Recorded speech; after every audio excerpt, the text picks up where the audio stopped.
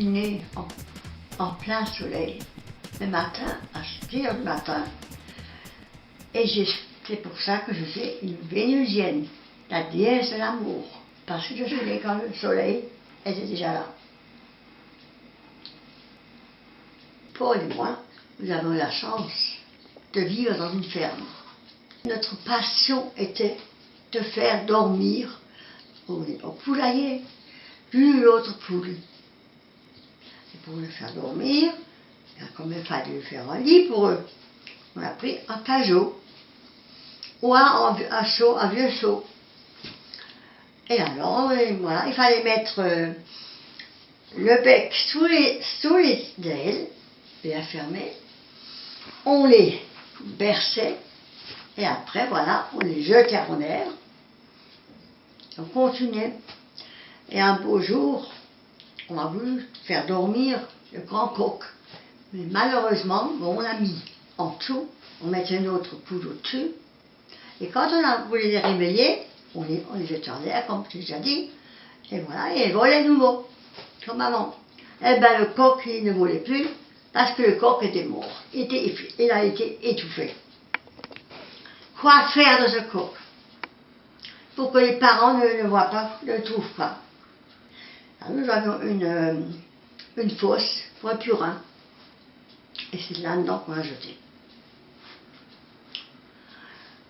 Et maman a dit, ils en parlaient de ce coq. C'est un beau coq, un grand coq et tout ça. Sûrement qu'il avait laissé la porte ouverte de la ferme, de l'entrée de la ferme. Et quelqu'un a volé. Et pire encore, maman avait l'idée que de le dire à l'appariteur. On avait chaque semaine un appariteur qui venait à chaque rue et il donnait la nouvelle. Et elle dit, on va lui dire si quelqu'un a rencontré ce coq, qu'il le ramène de nouveau. Papa n'a pas voulu qu'on fasse ça. Je ne sais pas ce qu'il aurait fait mon père. Si on lui avait dit ça, la vérité. Il nous aurait tué. Non, non. Ah, c'était pas autre chose. Mais une fois l'âge pour travailler, c'était fini tout ça. Ben, le matin, il fallait que j'aille avec papa, chercher du trèfle pour les chevaux, et puis on rentrait avant l'école. On était pendant les vacances, c'était 4 heures, quand le jour se levait. Papa me toquait, il faut que je me lève. Alors, des fois, oui, je viens, me remettais dans le lit. T'es toujours couché? Non, non, je viens, descends, je viens. Je me suis vite habillée. Hein.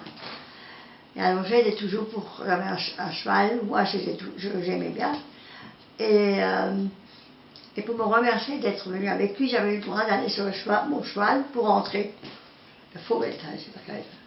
On avait un deuxième cheval, blanc, mais qui était très, très méchant. Alors, je prenais toujours l'autre qui était docile. Marco, il s'appelait l'autre. Ce matin, en rentrant, après je me lavais un peu, je changeais les habits, et j'allais avec mon bol à l'étable. Maman venait juste de traire, et alors il était très mousseux le lait. Et j'aimais pas de café, j'aimais pas de chocolat. Oh oui, ça j'aimais pas. Et j'ai pris un grand verre. Et après je passais quand même chez la boulangère, chez qui on livrait le lait, chercher un petit pain pour la récréation. Maman est très vivace. Alors on avait des cochons, 2 chevaux, énormément de lapins, des poules, des oies, des dindons, des canards de Barbarie. On avait les dindes. Les dindes, on les vendait pour Noël, quoi. Canards aussi, hein. Faisait un élevage pour vendre après. Et puis qu'est-ce qu'on avait encore? Des vignes, on avait du tabac. On avait la moisson à faire, la fenaison. Et on avait même un champ de fraises qu'on avait. Il fallait qu'on se lève à 5 heures pour les chercher. Et de ça, on vivait aussi. Hein. Plus tard, papa a fait construire un grand hangar. Au début, nous avons 1000 poules. Et après, quand on avait les œufs, moi, je partais des fois avec 2 sacs pleins d'œufs à Strasbourg. Quelqu'un m'emmenait. Il fallait trouver des clients. C'était surtout des pâtisseries ou alors des restaurants. Maman mettait pour chaque pour 100 œufs, elle mettait toujours 10 gratuits. Tu vois? Avec, encore une fois, pour faire tenir, hein, il fallait que ce soit de bons clients. Tenir avec quelque chose. Hein. Et puis, maman, elle faisait que ça. Hein. Très et après, ça, les poules. Des clients qui venaient de Strasbourg pour Noël, chercher des poules chez nous et des canards. De bouche à oreille, on a eu plein des gens qui venaient pour acheter pour les voisins. Nous avons fait une bonne clientèle. Ça nous a ramené de l'argent, tout ça. Hein. Non, c'était dur. La ferme était dure, c'était dur. Et moi, je dis que si aujourd'hui j'étais mal partout à l'ISO, j'ai une déminéralisation osseuse, c'est quand même parce que j'ai commencé à travailler très jeune et dur. Mon papa, il est très sévère et maman aussi, avec moi. Et Paul, je comprends que Paul comptait plus que moi. Parce que Hans, c'est comme un petit garçon qui est décédé. L'accouchement était par le siège.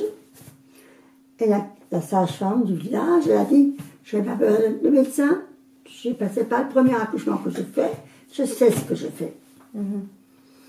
Eh bien, ma tante, Lucie à l'époque, a pris le vélo et est partie à Amazon, il n'y avait pas de téléphone et tout ça. En 1946, c'était un.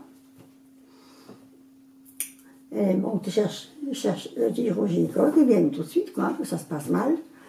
Et quand il a examiné maman, il a dit votre bébé est déjà mort. Là. Mort, c'est un garçon. Elle a attendu trop longtemps pour qu'elle accouche, la sage-femme. Mon papa, il voulait la tuer. Il a pris la fourche. La maman pleurait pour qu'il doit arrêter et tout. Oui, tante Marthe me racontait beaucoup tout ça. Elle était avec aussi. C'est horrible ce qu'elle a souffert, maman. Et après, donc 2 ans après, Paul est venu au monde, mais à l'hôpital. Et plus jamais je restais à la maison. Et Pierre aussi à l'hôpital. Ouais, j'ai rencontré une petite soeur, un petit frère. Mais aujourd'hui, je me dis, maintenant je sais pourquoi Paul a toujours été protégé, gâté. Et Pierre pas, et moi pas. À l'âge de 14 ans, je suis allée au pensionnat de jeune fille à Marne. La couture, après j'ai fait la couture du français, la géographie, la religion et la philo. Et puis, une fois dans la semaine, cuisine. Mon groupe à moi. Alors on répartissait la cuisine. Il y en avait 2 qui faisaient la soupe. Et pour au moins 40 personnes, il fallait faire la cuisine, quoi. Et alors, moi j'aimais beaucoup la pâtisserie. Je faisais toujours un gâteau ou quelque chose. C'était compris dans ce qu'on faisait, dans le programme. Ça les arrangeait parce que ils n'auraient pas pu cuisiner comme ça avec les bonnes heures toutes seules, tu vois. Il y avait aussi, ils faisaient 2-3 fois dans l'année une retraite.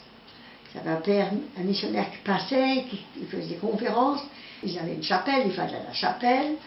Et surtout, ne plus parler avec l'autre. Et tous les matins à la messe. Les dimanches aussi. Et les vêpres l'après-midi.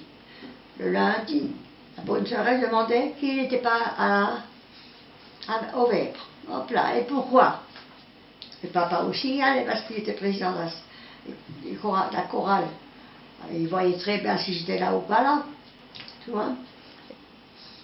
Et je ne voulais plus aller au champ.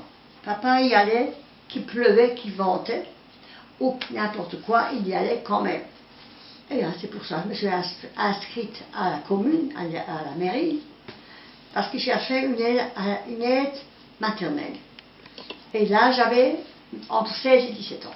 Le matin, de bonne heure, quand les enfants venaient, d'abord, il fallait que je l'aide à les habiller. Après, il fallait mettre des patins aux pieds. Si un enfant voulait aller aux toilettes, c'est moi qui devais l'accompagner. Pendant la récréation, je devais aussi surveiller. Et voilà, et ce qu'il fallait que je fasse, faire des photocopies. Mais attention, non, c'est un système, hein. C'est comme une pâte. Et pour rentrer à pied, c'est pas loin. J'avais au moins 5 enfants dans la même rue qui descendaient, que je donnais, que je faisais rentrer. Et pour l'après-midi aussi, également, je cherchais. Ouais, ça m'a plu, mais c'était pas bien payé. Amy travaillait à la Colombe. aux nouilles. Elle me disait, elle a 400 francs à l'époque, hein, ou 500. Et moi, j'avais que 118. Et un jour, Rémi arrive avec son vélo. Hop, tablier blanc, ton truc pas tête.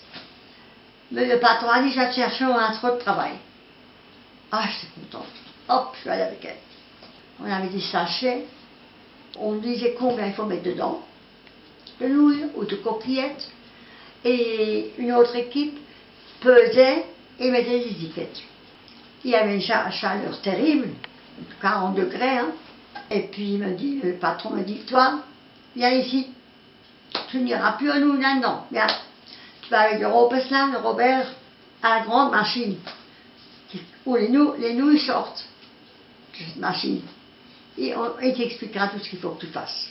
Alors, je suis devenue très très amie avec lui et je suis restée jusqu'à ce que je me suis mariée. Et ça te plaisait de travailler? Ouais. Moi, surtout quand j'ai ouvert la première enveloppe, j'ai mon calcul et compter l'argent. Tu comprends? Je suis contente de donner à maman quand elle avait besoin de l'argent.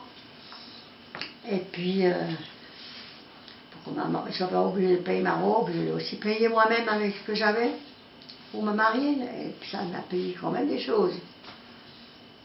Et puis, c'était l'autre vie.